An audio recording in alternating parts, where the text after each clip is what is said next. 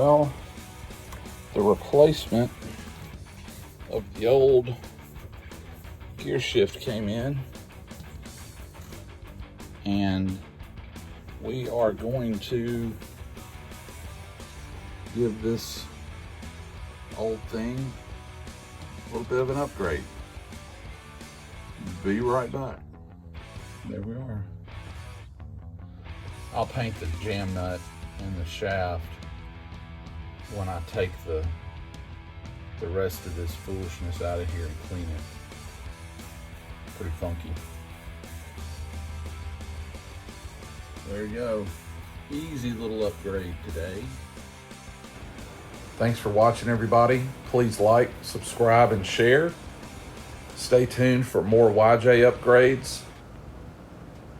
We should have the lift kit completed here in the next few days, and I'll be doing a full walk around on that.